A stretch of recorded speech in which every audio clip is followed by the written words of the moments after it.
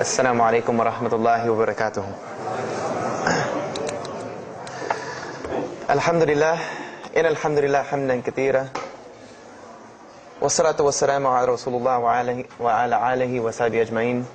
أشهد أن لا إله إلا الله وحده لا شريك له وأشهد أن محمدا عبده ورسوله وختام النبيين ورحمة للعالمين وداعيا إلى الله بإذنه وسراجا منيرا. أما بعد. I'm going to tell you tonight about my journey from where I once was as a former Christian youth minister to how I got to where I am now. There's a lot of bumps in the road. You know, it seems pretty clear. Yeah, you're a minister and now you're a Muslim. You know, but there's a little bit more to it, inshallah. So just bear with me, and hopefully you'll get something out of it. Because the point is, at the end, is I want you to get the message behind the story. Because if I was traveling around the country just to tell my story, then I would be wasting time. It's on YouTube. Anyone can go get it from anywhere in the world. So inshallah, we're going to begin at the beginning. I was born and raised in Greenville, South Carolina. I was born and raised in Greenville, South Carolina.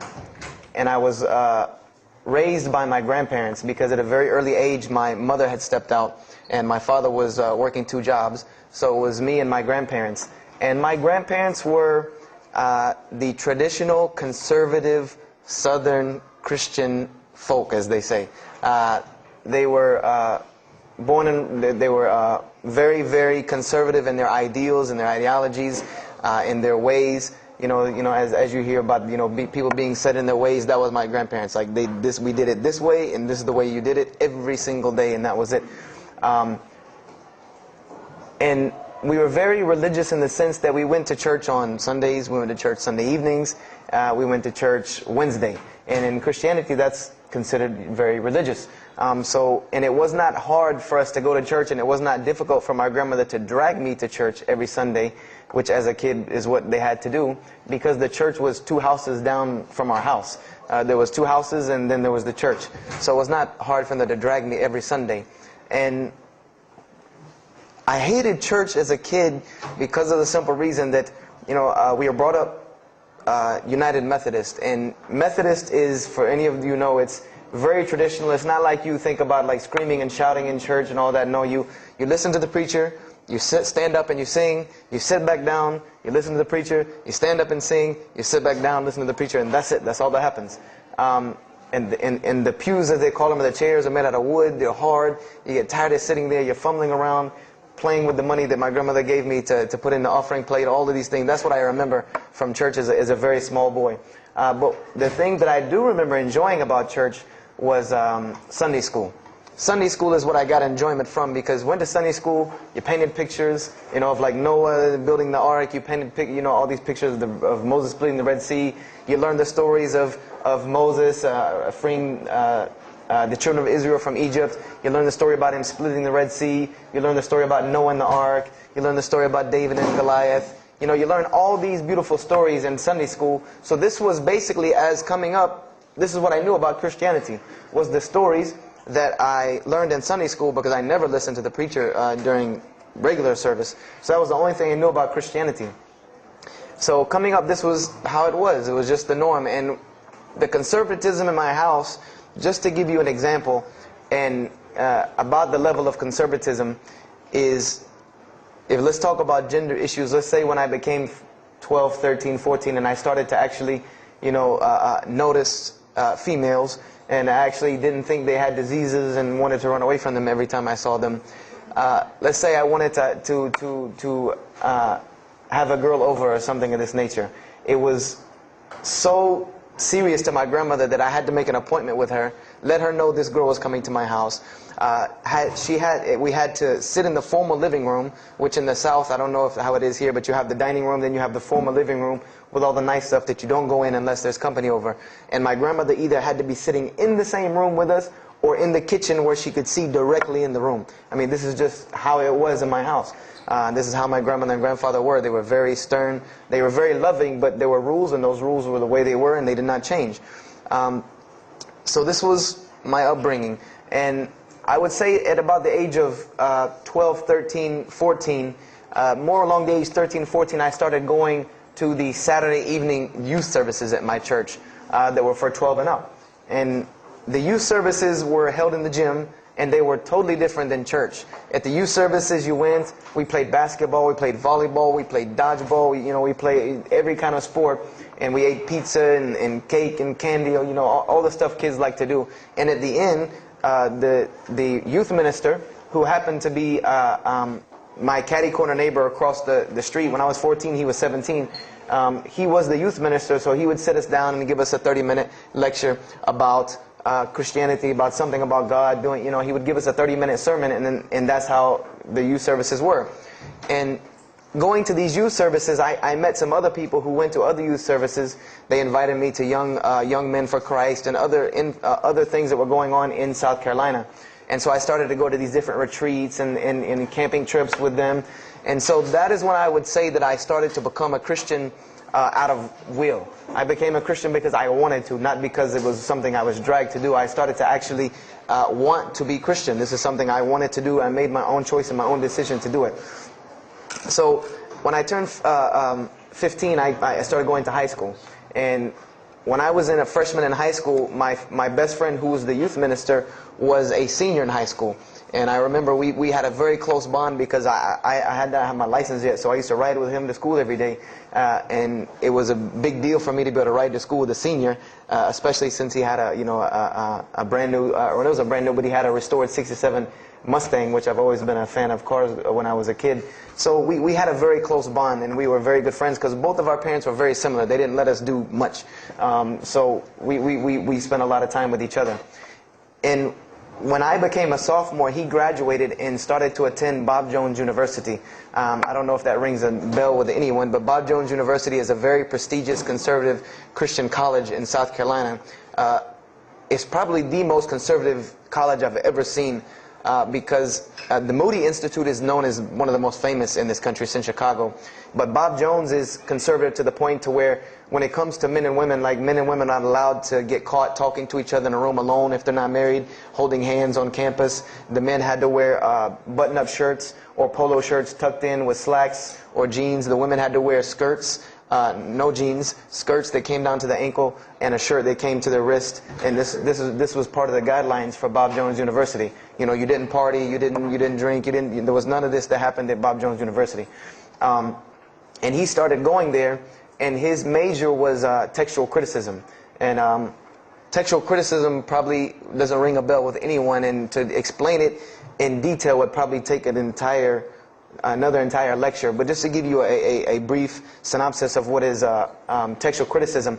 A textual critic takes the ancient manuscripts of the Bible, the pieces of parchment that were found all over the world, and he has to learn Hebrew, Greek, Aramaic, Latin, these languages that these parchments have been found in.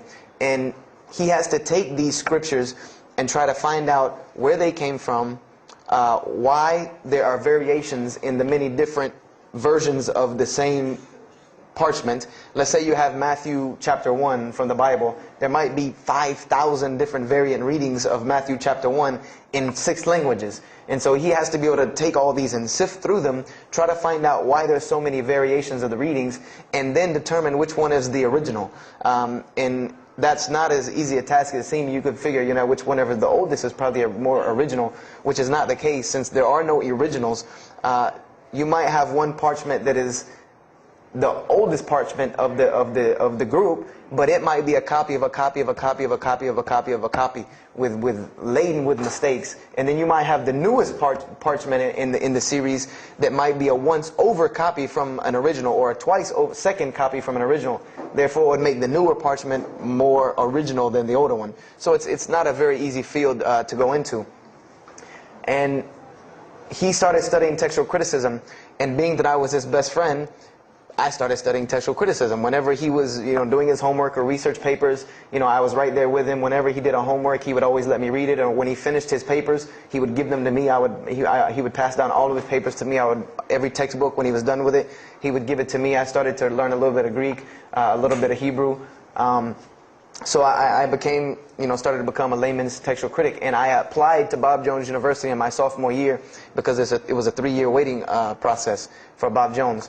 And when I turned 16, almost 17, my friend came to me one day and he asked me a question that I had never really even pondered upon. He asked me, he said, "Have you ever read the Bible?" And I said, no, in church. I mean, yeah, we've all read the Bible in church. You know, your parents make you open it up and look at it. And at the Bible studies I went to, Young Men for Christ, we did have Bible studies, and we'd read a few passages and talk for 2 hours about those few passages. But he's like, no, have you ever read it? You know, like you read a book beginning to end. I said, no, I don't know anybody that's read, nobody that I knew had ever read it, beginning Genesis 1 to the end.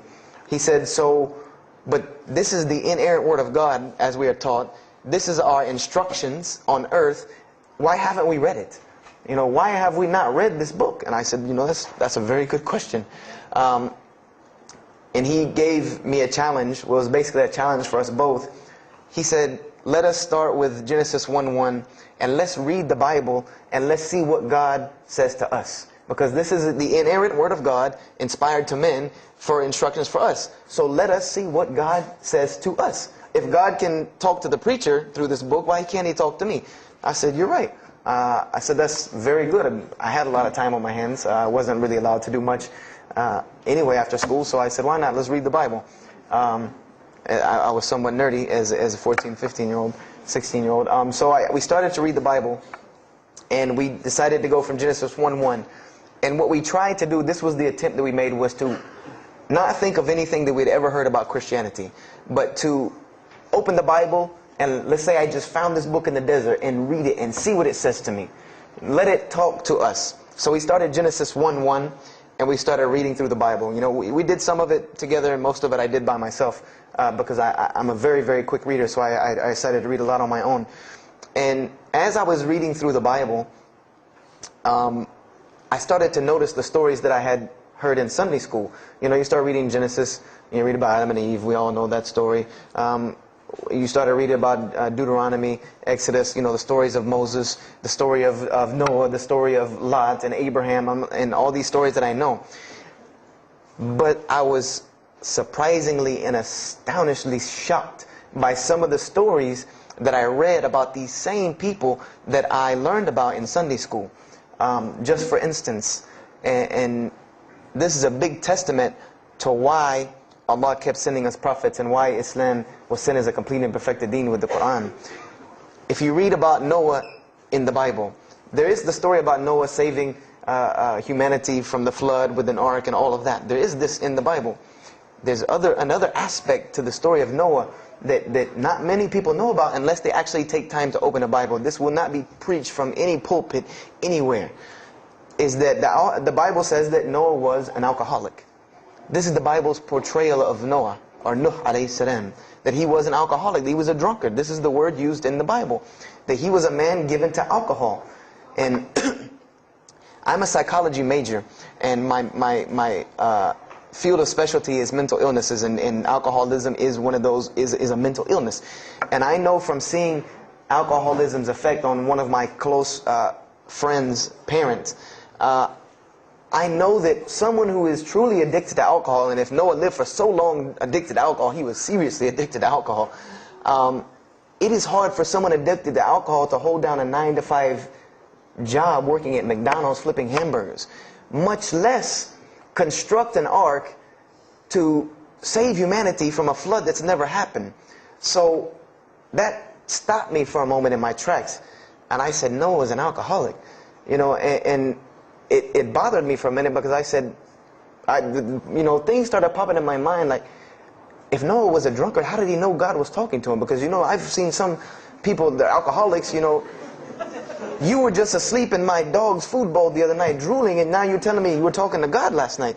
You know, you know, to rationally, that would not make sense to me. That's like, you know, an alcoholic on the street coming to you and tell you God's talking to him. You know, he has no, this would give this man no validity. This man has no validity with anyone. So I didn't pay it too much attention. It caught me, but I said, you know what, I'm going to keep going, because there's one thing that you don't do in Christianity, and I'll tell you what it is in a minute when I started doing it. Then I came across the story of Lot, or Lut alayhi salam, and we all know the story of Sodom and Gomorrah in these stories, but there's another very twisted story in the Bible about Lot and his daughters. There's a story of Lot and his daughters in the Bible that says his daughters got him drunk one night and seduced him and committed incest with him. A'udhu billah. This is the Bible. This is one of the Bible portrayals of the prophets of God. The person who saved his family from Sodom and Gomorrah. This is the story that is in the Bible. So I'm catching myself again, like, how this is becoming a really bad habit that I'm seeing. This is becoming a bad recurrence that I'm seeing over and over again in this Bible. So, after that I started, speeding through some of the other mumbo jumbo to get to more of these prophet stories. And I got to the story, there are others, and there are some stories in the Bible that are not PG rated, period. They're not rated for talking anywhere. You would need an 18 and up ID card to be able for me to even tell you these stories.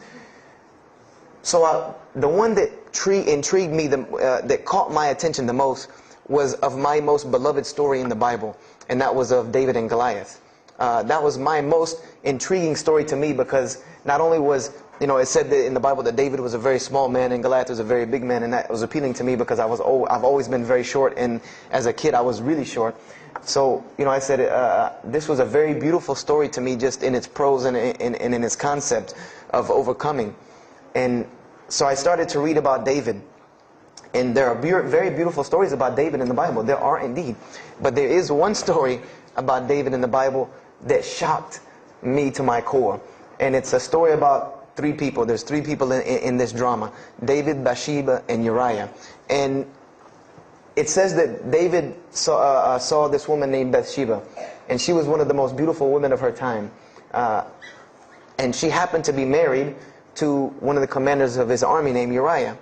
But David on this day decided that he was not able to resist his temptation to be with this woman Bathsheba, so he did. And he committed adultery with her. And knowing that he did this, the way that he decided to cover it up was he sent a letter to the generals of his army saying that when the battle was fierce, for everyone to pull back and abandon Uriah so that he would be killed, and when he dies then he could have Bathsheba, no harm, no foul. So David went from being the slayer of Goliath, the hero from man, to an adulterer, a plotter, and a murderer. And so this is when I really caught myself and said, hold on now. Something's wrong here. Something's got to give. I said, because to me, God's prophets in my mind were people of example. People who I could follow as an example. Someone who was supposed to be the best of us so that we could follow them and emulate them. And they're turning out to be worse than some of the people that you see on America's Most Wanted. David is somebody that if I only knew this about him from the Bible, I see him coming down the street, I'm going the other way and calling 911 because he has to have a warrant out on him for something. This is what I'm thinking in my mind. This man is not an honorable man at all. He killed Goliath, yeah, but he killed this other guy named Uriah to be able to commit adultery with his wife. So I committed the cardinal sin in Christianity. I started asking questions. This is the one thing you do not do in Christianity, is you don't ask questions, especially not about issues like this. So I went to my pastor and I started asking questions. What's going on here? Pastor, there's a very bad recurring habit about these men in the Bible. What is the deal here?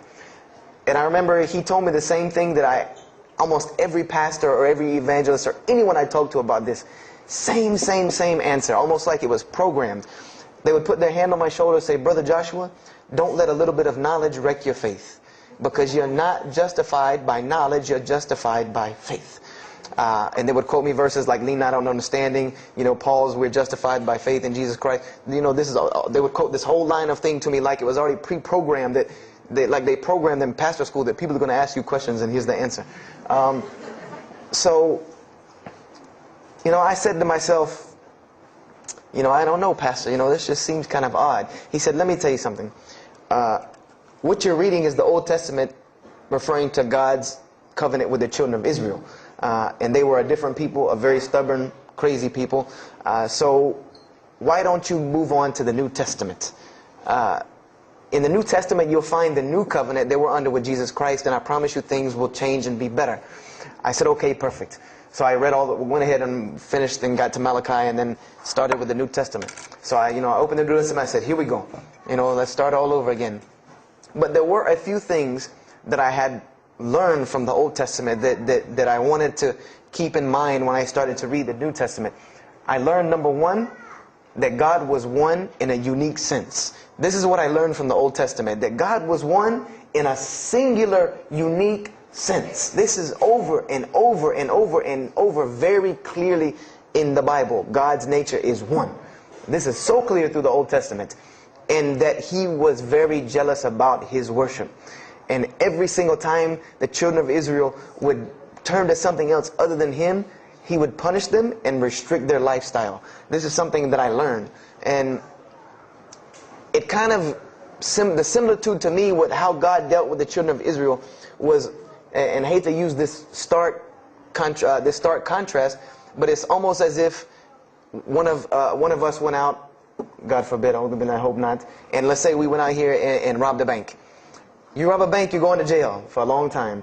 And every day when you wake up, do you think that jail is going to look like the Hilton at LAX? No, I doubt it. It's probably dark, cold, bad food, orange jumpsuits, not nice people, the whole 9 yards. And the reason why this is, and I know this now from studying psychology, is that this is supposed to be a stark reminder every single day when this person wakes up that you are in jail. This is supposed to remind them every single day you're in jail because you committed a crime. And we run this, not you. This is the message that is being portrayed to this person in jail. So when the children of Israel kept rebelling against God, He restricted their lifestyle. If you study Judaic law now, it is some of the most strict religious law you can find. All of the good things that we enjoy as Muslims, even when it comes to dietary laws, like the good parts of the meat that we are allowed to eat, they can't have these things. These are things that are restricted from them. Why? Because Allah wanted to remind them every day that I am Allah. I am your God. You will worship me. I run this, not you. And I understood this from reading the Old Testament. This is a concept I had come across. So I started with the New Testament, Matthew, Mark, Luke, and John. And one other thing that I did when I started to read the Bible was, if you go to Barnes & Noble, let's say you go to Barnes & Noble and you take a book off the shelf, what is usually the first thing you look at? The title. Then the next thing, the author. You want to know the title and the author. What is the name of the book? Who wrote it? And if you do this test with every single book of the Bible, you get a title and no author. Author unknown. Or author is appears to be so-and-so. Or we derive that so-and-so possibly written this. Like let's just say for Exodus, they say Moses wrote Exodus. Which if you read some of Exodus, he couldn't have written all of Exodus because the last part of Exodus is Moses' death, burial, and Joshua taking over the children of Israel. And now, unless Moses was a sure indeed prophet that was able to write things after he died, then he did not write these things. And so when you go to Matthew, Mark, Luke, and John, I wanted to know Matthew who, Mark who, Luke who, John who, because it's called the Gospel according to Matthew. The bad thing is that no one knows. No one knows because no one pinned their name down to these things. No Bible scholar in his right mind will tell you that we know for sure Matthew so-and-so wrote this, Mark so-and-so wrote this, Luke so-and-so wrote this, John so-and-so wrote this. It's factual information that we do not know who wrote these. So I was intrigued. I'm like, that doesn't, why would somebody write this book that's supposed to be passed down over generations and people are supposed to, this is the inspired word of God to guide mankind, and nobody decided to pin down who wrote it. But anyway, I started to read it, and I started to notice things about the teachings of Jesus Christ. And they were not what I had learned in church. When Jesus spoke, He spoke of the nature of God. And when He spoke of the nature of God, it was the same nature of God that I found in the Old Testament. Jesus said many times that God is one. God is unique. He would even quote from the Hebrew Scriptures. Hear, O Israel, the Lord your God is but one. When He was asked, what is the greatest commandment? Or He was asked the greatest commandment. He said the greatest commandment, and every Muslim should understand these two concepts. This should be nothing new to you. The greatest commandment is to love the Lord your God with all your heart, with all your might, with all your strength, and then to love your neighbor as you love yourself. He said the rest hang on these two, which we know in Islam we have rights of the Creator and rights of the creation. So this was the concept that He was teaching. And he even said in 1 John 5:17, and this was more clear to me than anything else can be, this is life eternal, that they may know you, the only true God, and Jesus Christ, whom you have sent. And when you look at that in the Greek and the Aramaic, it is almost exactly to a T of La ilaha illallah Muhammad Rasulullah. Now that I know Arabic and have understood that, very same similar statements. Yes, indeed, there were some implicit statements about that you could implicitly, if you took them and separated them from everything else, you could maybe derive that Jesus was trying to claim some divinity or something for himself. But I also know from doing psychology, and I did a little bit of law too, that an implicit statement cannot override an explicit statement. An explicit statement always takes precedence.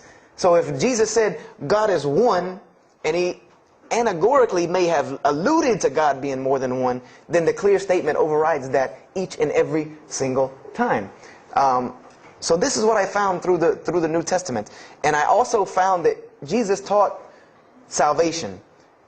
But his salvation that he taught was obeying God and following the commandments. This was his mode of salvation. One man asked him, "Good master, tell me how I can inherit the eternal life." He said, "Follow the commandments."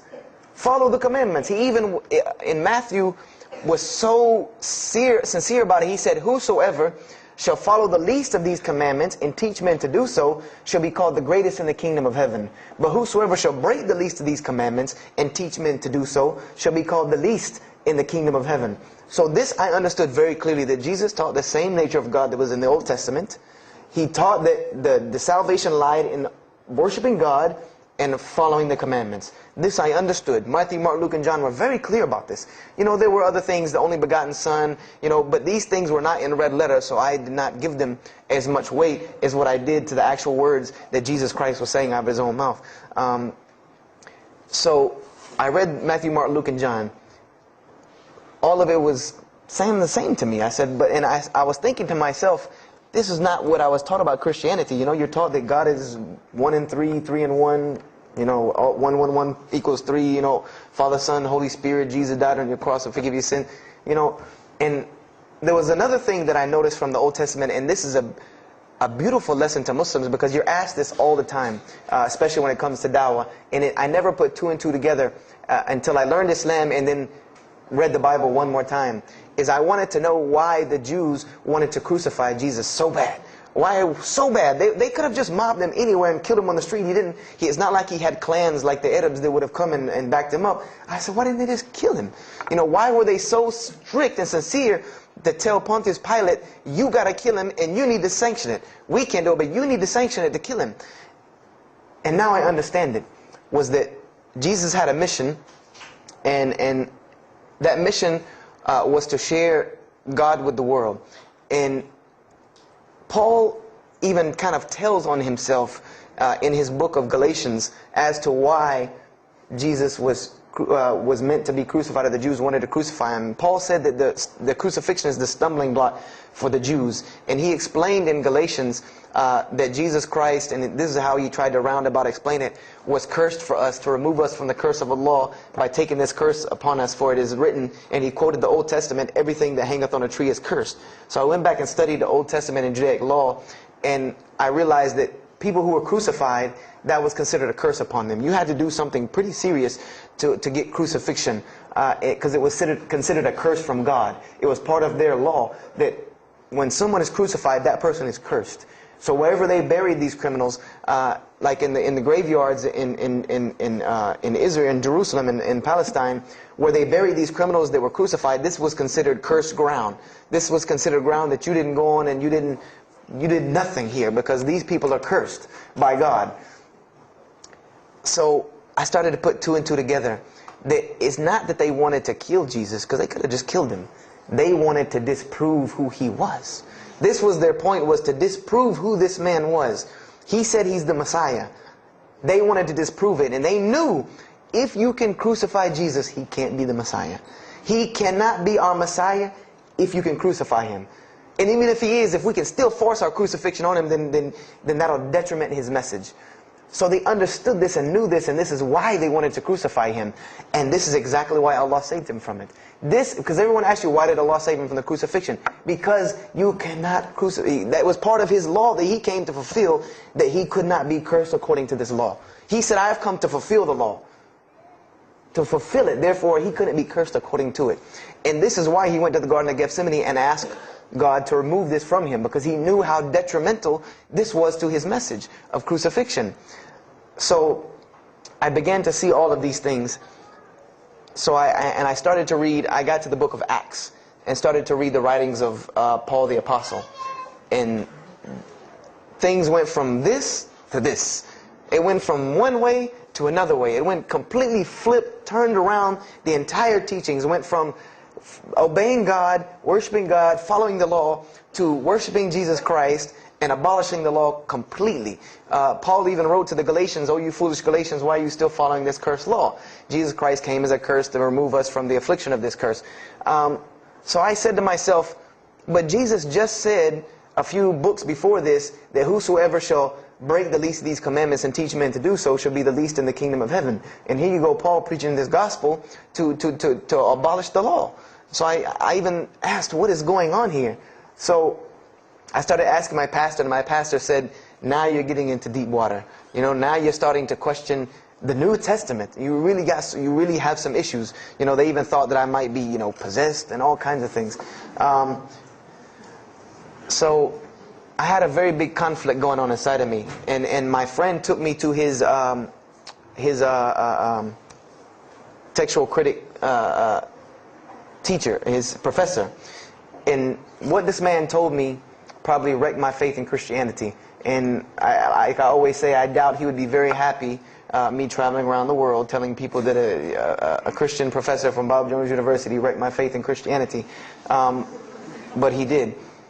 Because what I asked him was, what happened to all these contradictions? You know, in the Old Testament there are many contradictions. If you study Hebrew language, you'll understand that when you read some of the Old Testament or the Torah, that there are some parts of the Torah that you can see is the most beautiful Arabic that you can see, the most beautiful Hebrew that you can see, just like when you read the Quran. It's very beautiful Hebrew. And then 2 chapters later, you'll see Hebrew that looks like a broken 3-year-old who is trying to scribble some Hebrew down. It looks very colloquial, very dialectic. You can tell it's not the same person speaking. So I went and asked him about all this stuff I saw. And he told me, he said, what you have is a book written by men over centuries and centuries and eons and eons. And he says, and this book started as an original that was copied and copied and copied, and somebody added a mistake, and somebody came behind him and corrected that mistake and added 2 of his own. Someone came and copied it and skipped a line and added a line where it wasn't supposed to be. And then someone else came and copied it and took it to his country, and in order for it to fit well with the doctrine they were teaching, he would cross out a dot here or cross out a word here or change a word here so that it would fit with the theological ideas of this part of the world. And he said, and after all these years, you have a book now that is compiled from all of this, written by the hands of men that still have men's fingerprints left on it. And that's what you have. You have an imperfect book that is only perfected through faith. This is exactly what he told me, that this book is perfected through faith. You cannot perfect it textually. It's not a textually perfect book. Those who believe in it by faith. And so I said, here we go again with this faith thing. You know, I said, God gave me a brain for a reason. If he did not want me to use it, he would remove this reason and logic part of my brain out and replace it with more faith. So, and I was of the opinion, as the saying goes, my grandmother didn't raise a fool. I'm no fool. I said, I can't believe in this. This book I've been taught is the inerrant word of God, and you're just telling me that it's a book of errors that's only perfect through faith. That's like me taking a 1982 Datsun all beat up and say, if you believe it can be a Mercedes. If you believe. That would make no sense. You can't take a car to the car dealership and say that. No, if you really believe it, if you look at it right, it's a Mercedes. So I said, no, this is a book full of errors. And God's religion is perfect. If God has a religion, it's perfect. If he has a book, it has to be perfect because he is perfect. So I left Christianity completely. And I decided that I was, I had learned some concepts from the Bible. God was one. You couldn't fool me of that. I had also concepted that there should be nobody standing between me and God, because He created me without permission from anyone. Therefore, I don't need to be taking permission from someone to go to Him. If I had to be forgiven for something, it should come from Him, because on the day of judgment, it's going to be me and Him alone. And I didn't know about God's prophets yet. I had my doubts and persuasions about that. So I decided to start searching other religions. I went back to Judaism. I studied Judaism. I found the same thing that Jesus taught about two spiritual Jews that leave the law, and Jews that were so caught up in the law that they left no room for spirituality. I studied Buddhism, Hinduism, Taoism, Confucianism, Wiccan, Bushido. Everything I could get my hands on, every type of ism or religion, I studied it. But there was one litmus test that I used for every religion. And whenever I met them, or the people or whatever about this religion, I would always ask them, do you have a book? Do you have a book? Because another thing I had come to the conclusion of is that if your religion is true, you should be able to tangibly hand me something and show me that this religion is true. Give me something that I can see. I don't want to hear that faith stuff anymore. I heard that all my life, and look where it got me. It got me thinking I'm driving a Mercedes running around in 1982 beat up Datsun. I said, no, you have to show me. And so I read the Bhagavad Gita, I read the Torah, I read the Scrolls of Tao, I read the Code of the Bushido, I read the Wiccan Book of Spirits and Spells and all that other magic stuff they have. And I read all of these things, and I found something very congruent with all of it, was that there were very same philosophies and teachings in all of these major religious books. They all talked about God and His nature. Most of them alluded to the fact that God is one, and that God sends messengers to us and people to us to teach us. But they were filled with a whole bunch of garbage, to be honest with you, that I couldn't logically, rationally believe. So at about the age of 17, just about the time, about 17 and a half, I gave up my search for God. And I became kind of angry with God, because I said, here I am looking for you, and I can't find you, and it doesn't look like you're giving me any help. And I don't know how many of you know, but for a 17-year-old that is frustrated with God and the world, there's a lot of trouble he can get into. There's a lot of things he can do to put himself in predicaments when he's frustrated the world and had come to the conception that, if there's a God that exists, then He doesn't really care about me. That's a kind of a dangerous young man. So I started doing the whole partying in trouble, going to parties, drinking underage, all of this stuff I started doing. I'm a perfectionist at heart. So when I was a Christian, I tried to be the best one I could. If I was going to switch to being any other religion, then I was going to do that 100%. So you better believe when I went after the dunya, I did that 100%. And I was a martial artist since I was 15 years old, and even though it was only 2 years, 2 years at 17, you think you're Bruce Lee. So I got into a lot of fights. Got kicked out of school, had to go to another school, got in one fight, got arrested for a fight, and there were a couple incidences that stopped this downward spiral, because I was on a very, very quick downward spiral and I believe if I would have continued on that downward spiral, I would probably end up hurting someone, killing someone, or them hurting or killing me. And there were two incidents that brought that to an abrupt stop, like pulling the emergency brake. And the first one was a car accident that I was in. My friend and I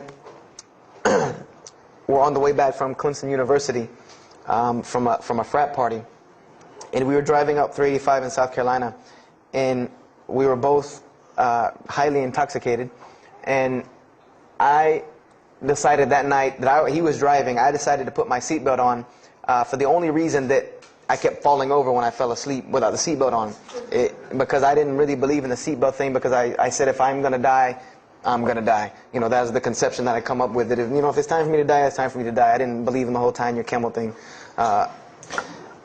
So I put on my seatbelt, and I fell asleep. And the next thing I know, I remember waking up with the car shaking, and I woke up to grab my friend because I thought maybe he had fallen asleep. But when I woke up, the only thing I saw was the tree line and then the pavement coming right at my face, and the window smashing and the car flipping, the whole 9 yards.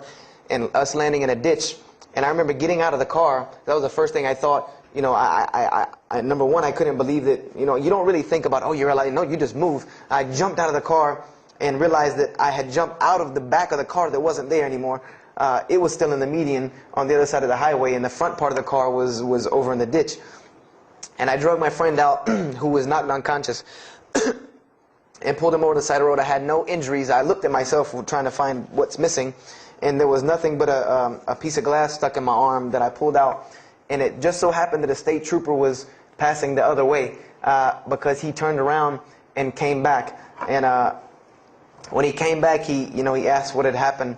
And the first thing he asked me was, did you see what happened? Because there was other people who would pull over, so I guess he thought that I was a bystander, because I started to walk towards him. He's like, did you see what happened? You know, where are the people? I said, yeah, I really saw what happened. I was in the car. You know, and he was like, you know, as they say, like the color drained out of his face, because he was shocked. He said, how were you in that car? You know, and of course they took the hospital. My friend got arrested, DUI. But before he put us in the ambulance, he was a man of God, because he looked at me and he told me, he said, young man, you better realize that you're on this earth tonight for a purpose. The only reason you're still alive is that God has a purpose for you. If not, you don't live through things like that. People without purpose, if you didn't have a purpose, then this night would have been your night. So you need to realize that. I said, this old man's out of his mind. You know, if God had been looking for me, he had the opportunity to get me a long time ago. So don't tell me about that God stuff now. So I paid it no attention.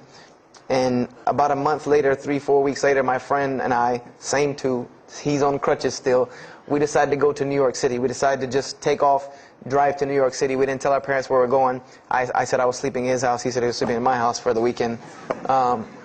So we drove to New York. And in New York, I remember going to the ATM to get some money. And in New York, they have these ATMs where you have to go in the little glass room to get your money at ATM. I don't know if they have that here or if any of you have been to New York.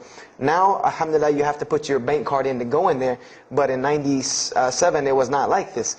You went in, and it was almost like the game Mousetrap, because you go in, take out your money, criminal comes right in behind you. There's nowhere for you to go. You know, there's nowhere to run. So I went in and I took my money out of the ATM, and I heard the door open behind me. You know, so I turned around. You know, I thought somebody was coming in behind me, and there was a man who put a gun to my face. And he must have really, really, really, really needed this money, because he didn't ask me anything. He didn't say a single word. I just remember looking at the gun in my face and him pulling the trigger. And it was a revolver. And to this day, I'll never forget that image in my head of seeing that little spindle turn and hearing that very distinct click of a revolver. And it probably could have been like a .32 snub-nosed gun like this, but when it was in my face, it looked like one of those like cannons that you see on the movies. And I remember when he pulled the trigger, I didn't think anything. You don't think anything. It just blank. You just go into this like shock of blankness. And then a couple seconds later, thankfully I had been doing martial arts. That might have helped me overcome the fight or flight syndrome, because all I could think was, go! You know, like myself kicking myself, like, what are you doing? Go! So I bum rushed him. We went flying, he went flying, money went flying, gun went flying. And I took off and went to the hotel and didn't say anything to anybody. We went back to South Carolina the next day. And I didn't say anything because we weren't supposed to be in New York. My grandfather would have killed me. If that guy didn't kill me, my grandfather would have took care of it. So I didn't say anything until about a month or two later. You know, I kept having nightmares about this same incident. I kept having night terrors from this incident. And so I told my grandmother about it. And she told me the same thing that the officer had told me. She said, you know, you have to realize that God has a purpose for your life. You're here for a reason. People don't go through the things that you've been through and still walking on this earth without a reason, and you're pushing the limit. This is what she told me. You're pushing the limit, really. God has something for you, and He wants you to get it, but you're pushing it. And she didn't tell me to go back to Christianity and study my Bible. The only thing she told me was that God hasn't gone anywhere. You just have not looked in the right place yet. And so I decided to put myself back together. You know, the car wreck, the gun thing, the getting arrested for fighting, like all of that, like really, made me stop really quick and think, that I need to get my stuff together.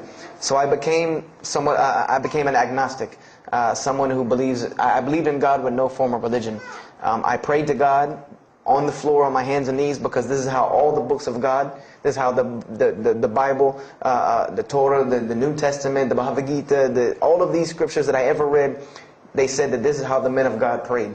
And it was during this time that I did read one book about Islam in the public library, because I had never heard of Islam ever.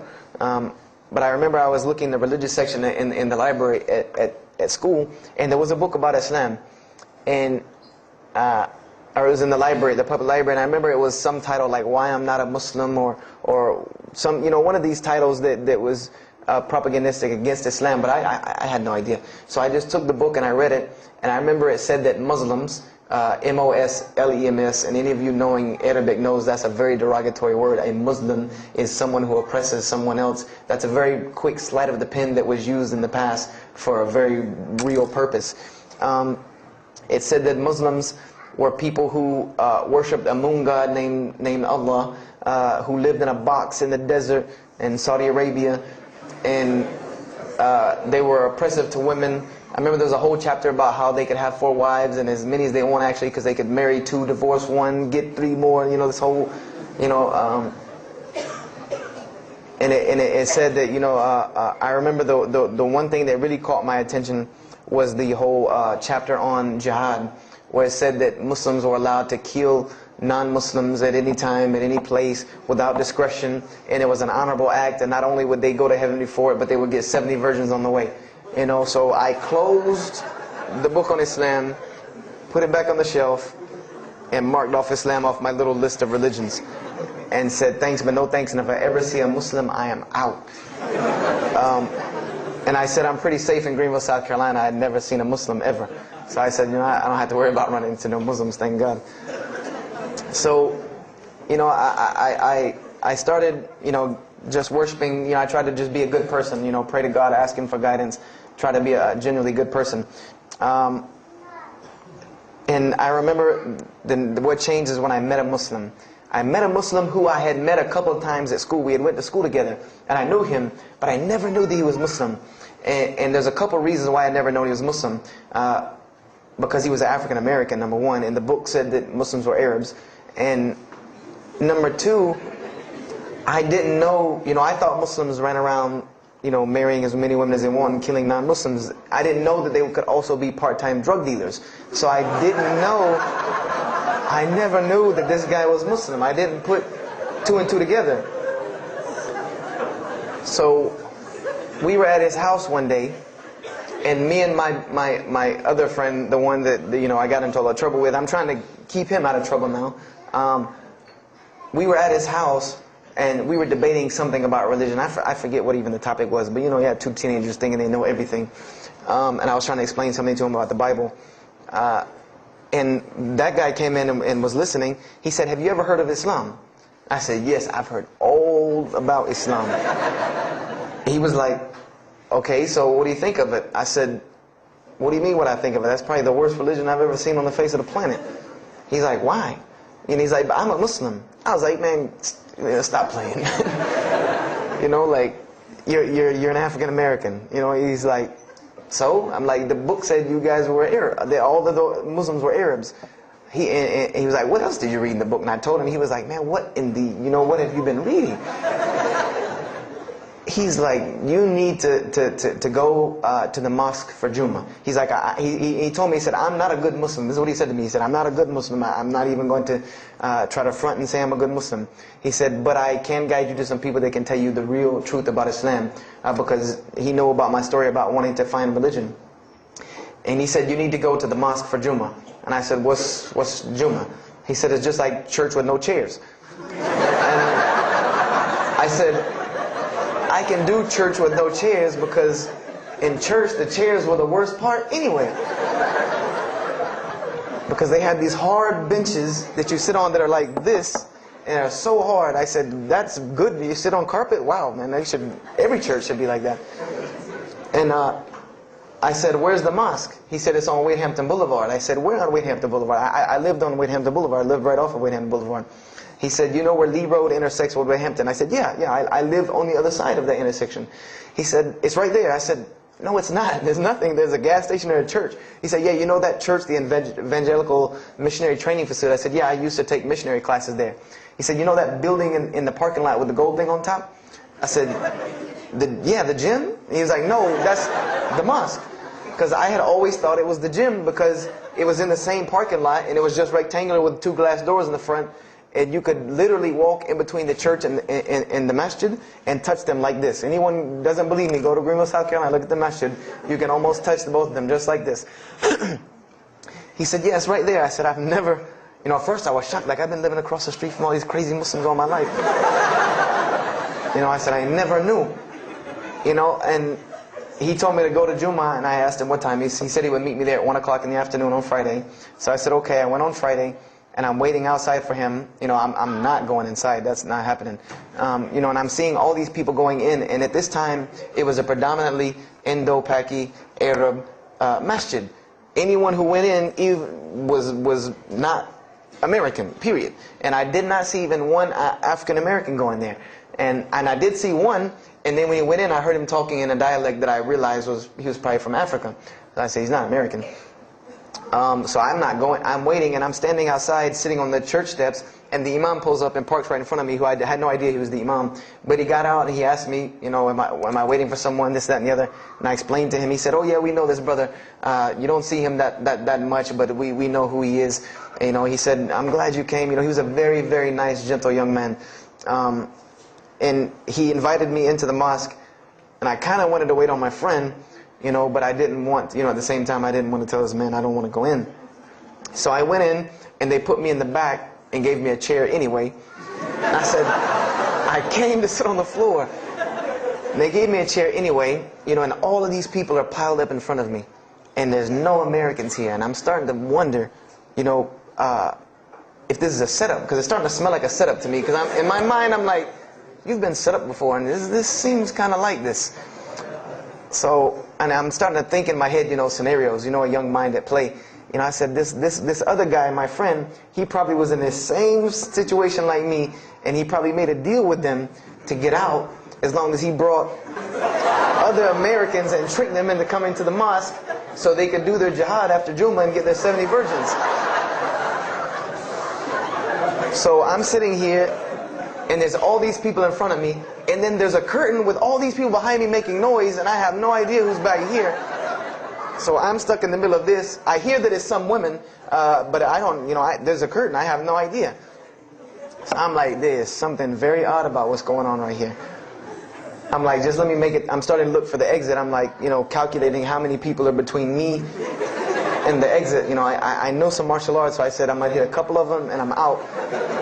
And then the imam came, and I just now realized that he was the imam because he got up on the minbar, and they started to call the adhan. And, I said, okay, that man seemed nice. He seemed genuinely nice. So I felt a little more comfort. And then he got up after the adhan, and he started his khutbah. Inna alhamdulillah nahmaruhu wa I said, oh my God. I said, I bet you he's talking about me.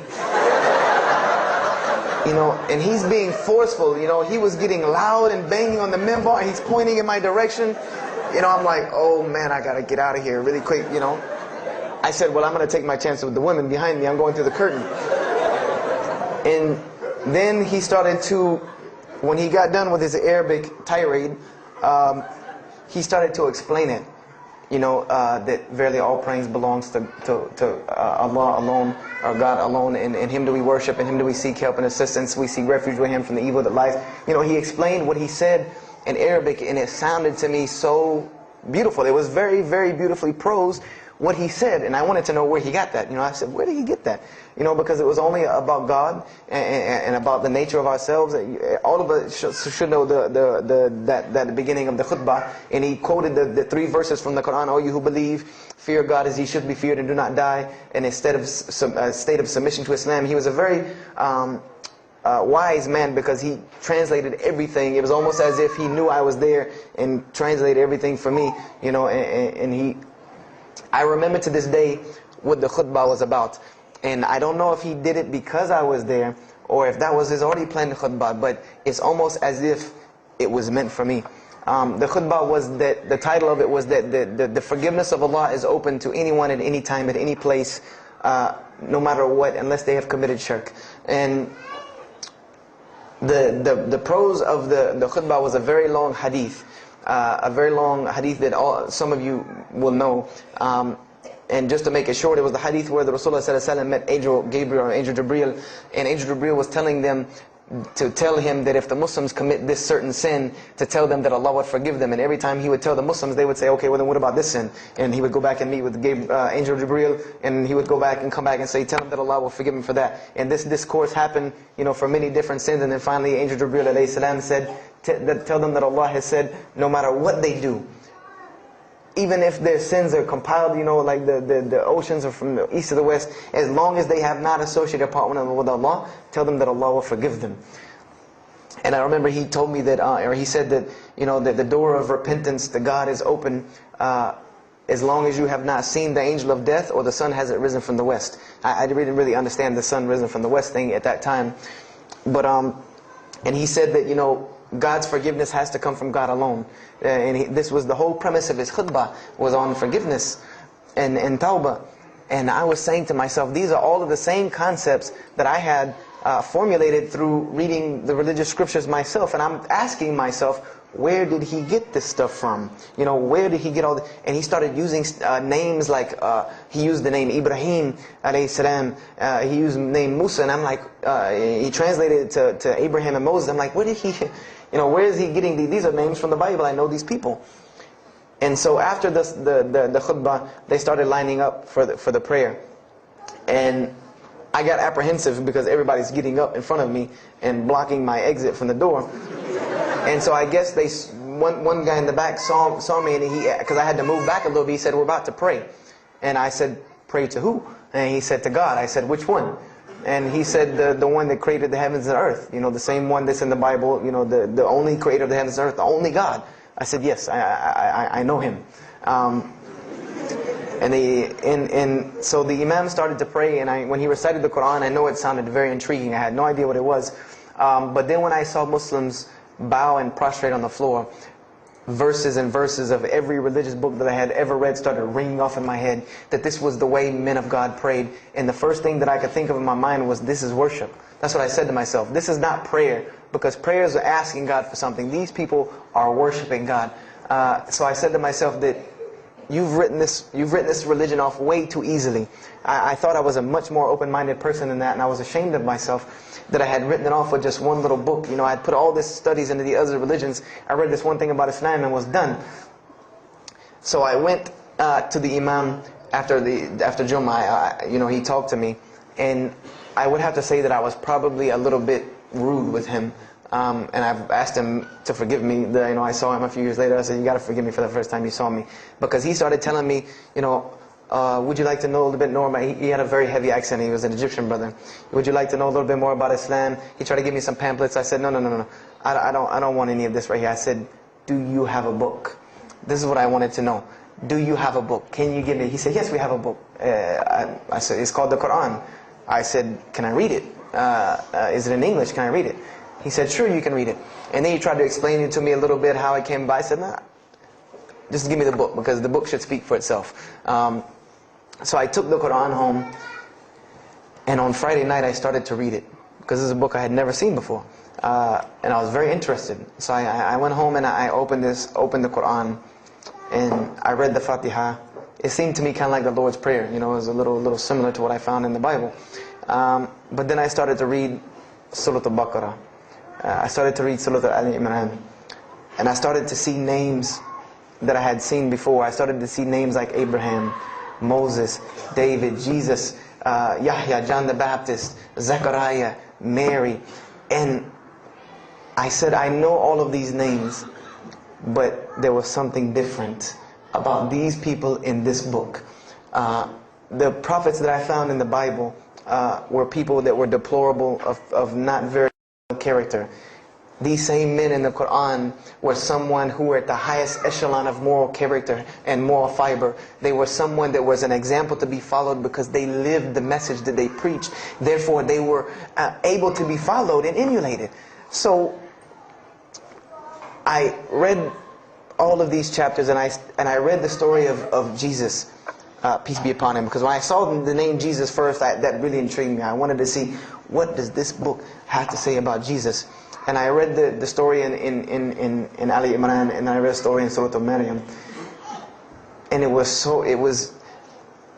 more beautiful than anything I had ever read in the New Testament, or any nativity story that I had ever heard. It was more beautiful than that times 10. I remember the only thing that I could capture in my mind was the miracle of how, because in the Bible you never really figure out the conflict of how Mary gets over this finger pointing at her about her coming with a baby and she's not married. There's no real end to that. There's no real defense for her from this in the New Testament.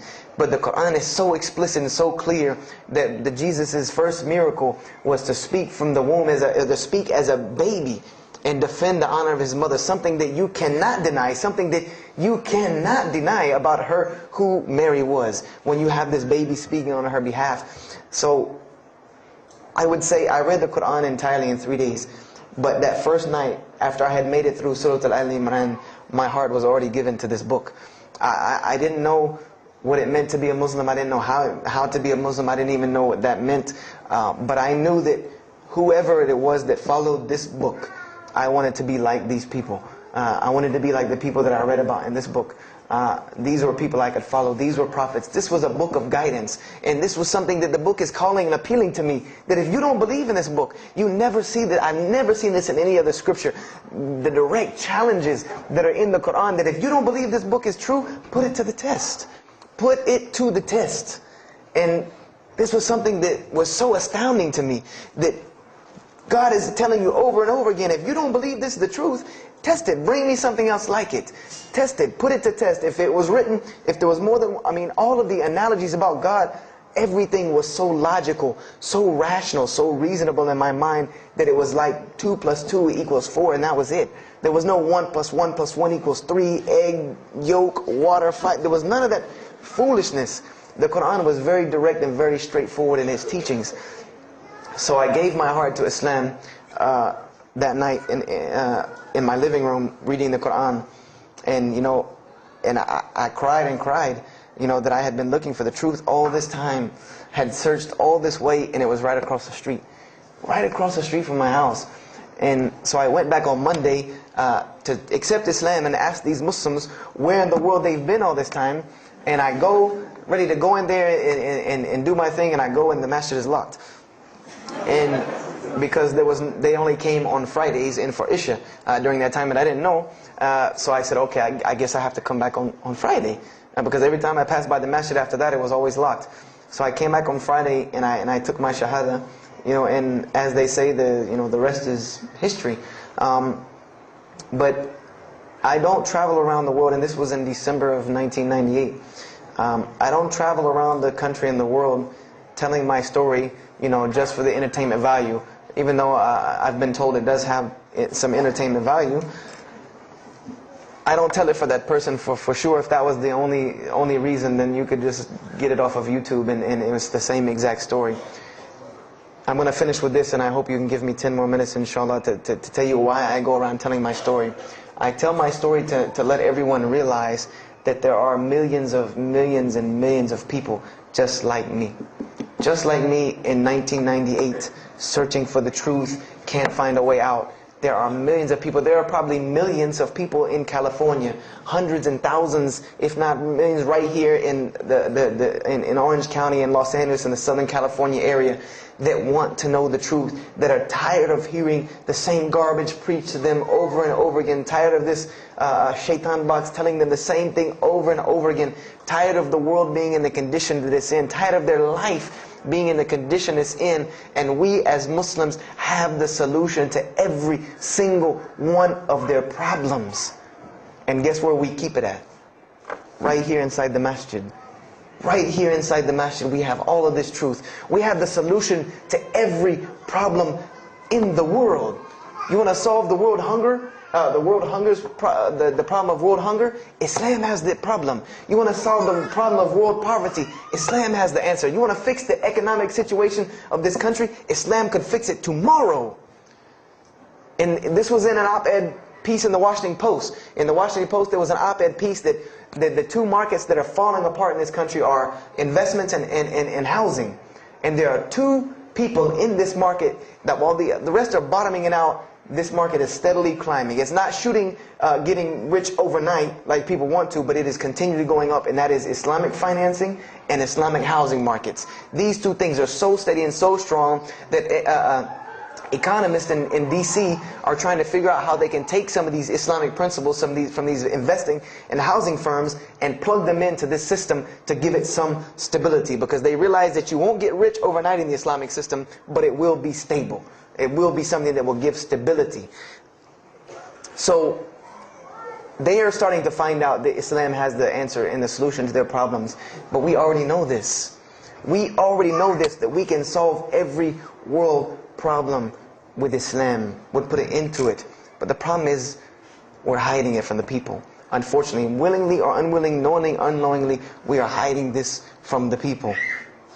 And there's a statement in the Quran and that Allah warns the Jews about what they did with their religion. And it is a statement that is left in the Quran for us, that verily those who conceal the evidences and the clear proofs, after we have made it clear for them in the book, they are those who are cursed by Allah and cursed by those who curse, unless they repent and reveal that which they have been concealing. Those I will accept their repentance, because I am the one who accepts it, the most merciful. We have become guilty just the same way the Jews have of hiding the truth about their religion. When they saw the Prophet Muhammad ﷺ, they knew the truth and wanted to hide it. People, we know the truth about Islam, and we are hiding it. We as Muslims are running around begging Allah for dignity and honor and help, when He has already given it to us in this deen. Everything that a Muslim could ever want has already been given to him in this deen of Islam. Anything that you ask Allah for, there is an account set up for you to go take it out of. You just got to find it where it's at. And any of you, I'm not going to go through the ayahs for they're too long, but if you want to know the solutions to every one of your problems in this world and the hereafter, just go read Surah Al-Saf, ayah 10 through 13. Very, very easy solution. If I had the time, I would read them to you, inshallah. But we have the cure to every disease in the world. And we're not giving it to the people. And I want to use this as a parable, because I really want this to hit home with you. Let's say, what is your name, brother? Abdullah, mashallah. Let's say me and Abdullah are best friends. We're brothers in deen, we're roommates. And we've been roommates for years and years and years. And let's say brother Abdullah has contracts an illness, a disease that is one of the most painful diseases that any human being can ever go through in his life. And it's not something that is going to kill him quick. Let's say this disease is going to suffer and fester with Abdullah and make him not be able to eat, sleep, nothing. He's just miserable all the time. When I come home in the evening, he's rolling around on the floor in pain. And let's say I know him in this condition, and let's say one day I come across the cure for his disease. Someone tells me that if you give this to Abdullah or anyone like him, he will be instantly cured and he will never suffer again. And let's say I take that and put it in my pocket, and I don't give it to Abdullah. Why? Why don't you give it to Abdullah? Well, number one, I'm way too busy. I have 2 jobs, going to school, I have a long commute back and forth, I got to drive up and down the 405 every day. I don't have time to give Abdullah this medicine, man. If he wants the medicine, he'll go get it himself. I don't have time, I'm really busy. Number 2, I'm not a doctor. I should not be prescribing Abdullah medicine, and I'm not knowledgeable in medicine. If he wants help, he should go see a doctor. I'm not a doctor. Number 3, Abdullah's, please forgive me, but Abdullah's kind of stubborn. He doesn't really listen very well. He probably, he's kind of set in his ways. So even if I tell him this medicine is good for him and it'll cure him, he probably wouldn't even take it anyway. So why waste my time? Do any of these excuses sound familiar? And let's say I don't give this medicine to Abdullah and he dies. And let's say he dies the most painful death that you can ever imagine. I want to ask you a kind of rhetorical question. I want to ask you kind of a rhetorical question. Do you think on the Day of Judgment that Allah is going to call me and Abdullah up and ask him about this incident between me and him because I've oppressed him? I have oppressed him. I've allowed him to suffer knowing that I could ease his suffering. I'm sure Allah is going to ask us about this. But you know the beauty about Islam is that if Abdullah was a good Muslim, bore this disease patiently and died, he dies as a shaheed, inshaAllah. And on the Day of Judgment, this is how beautiful Islam is, that he could very well come before and Allah ask us about this and Brother Abdullah say, you know what? Allah, I forgive him. So you forgive him. This is the beauty of our religion. And Allah will forgive me. But the disease I want to tell you about is the disease that every single non-Muslim walks around with every single day, and they don't even know it. It has no real physical symptoms, and that's the disease of shirk, the disease of being jahl, being ignorant about Allah subhanahu wa ta'ala. Allah gives them life, and they worship someone else. Allah feeds them, and they thank someone else. He created them and fashioned them in the womb of their mother and knows them better than they know themselves.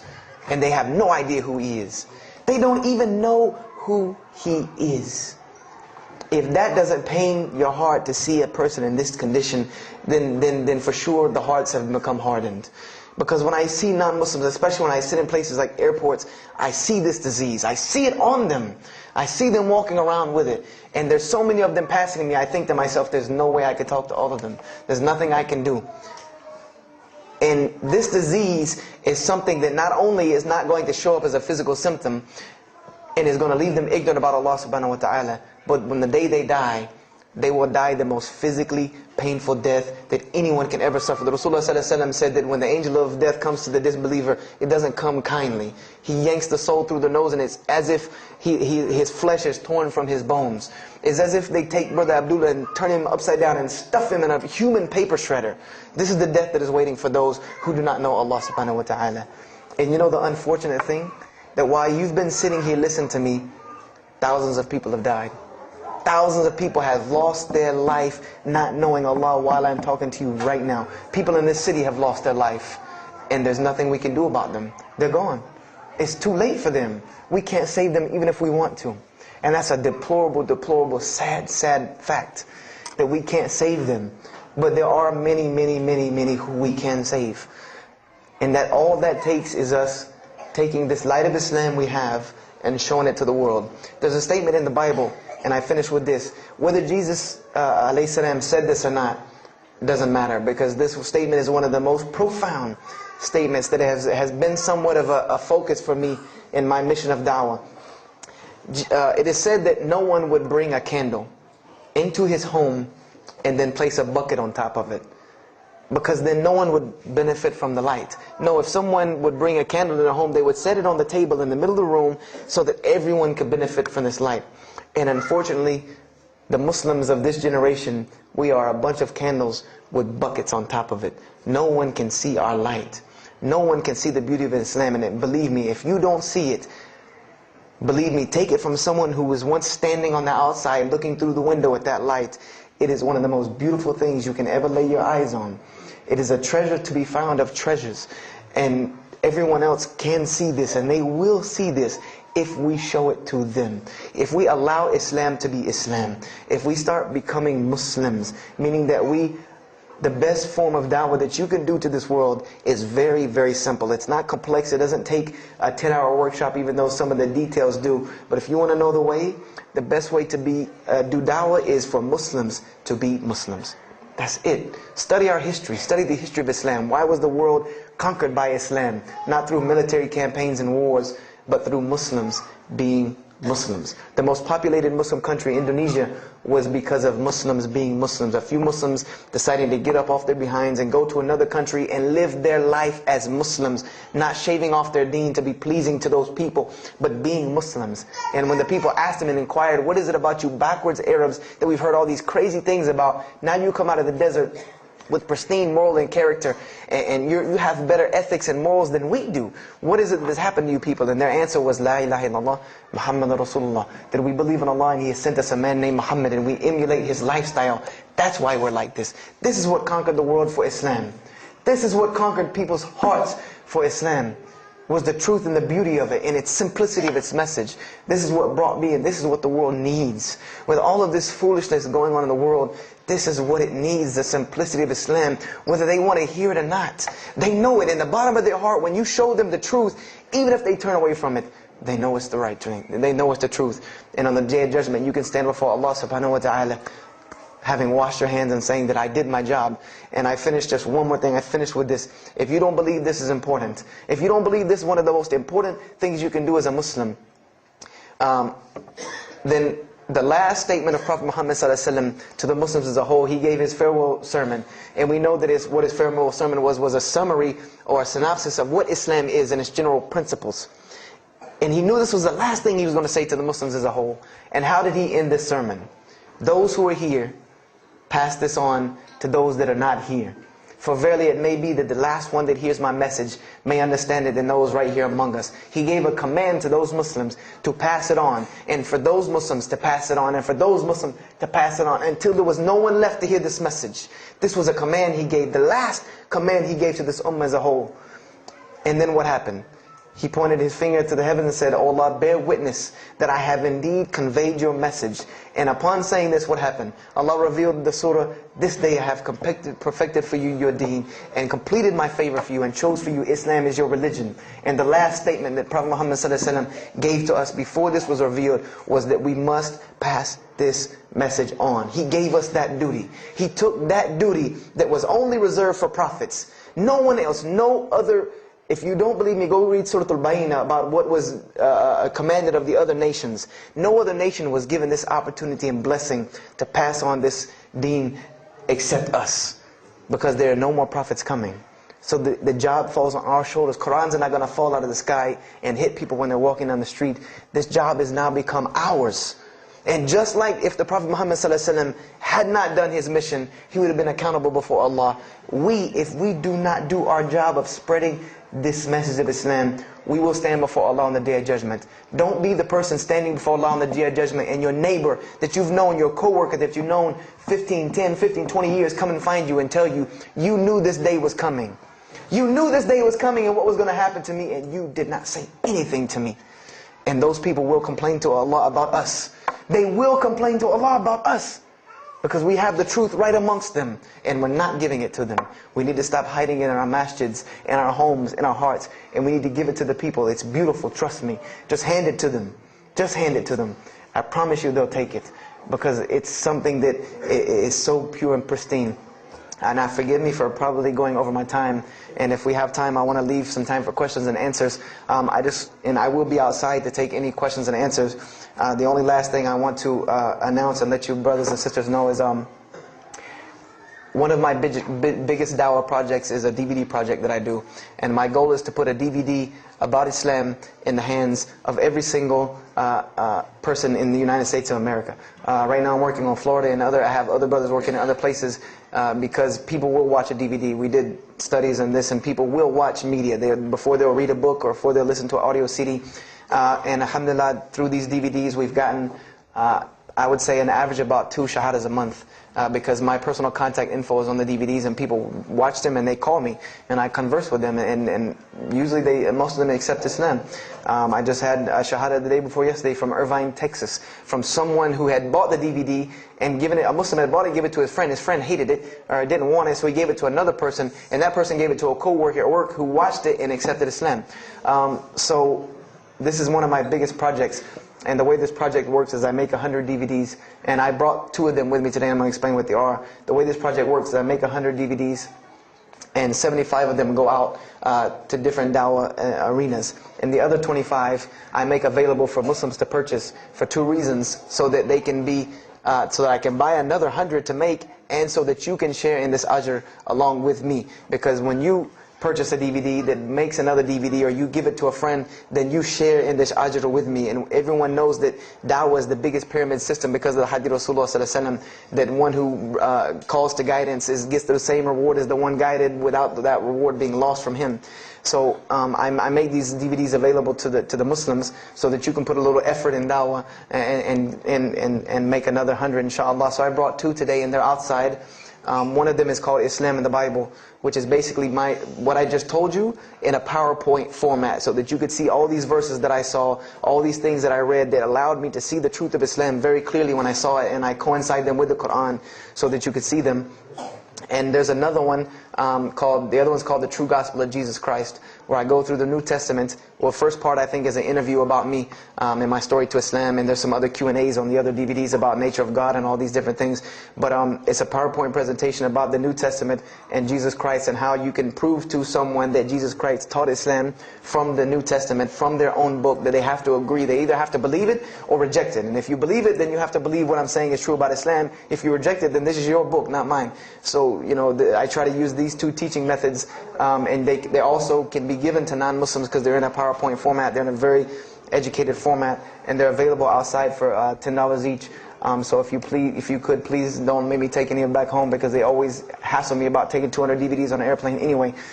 So please come and get them. And if you have any questions, my contact info is on there and everything. If you have any more questions for me, and my website and everything. I thank you for your time.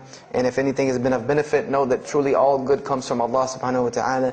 And if anything that I have said is incorrect or hurtful or shameful, know that indeed that comes from my own nafs and my own lack of understanding. أقول هذا واستغفر الله لي ولكم فاستغفروه إنه هو الغفور الرحيم. السلام عليكم ورحمة الله وبركاته.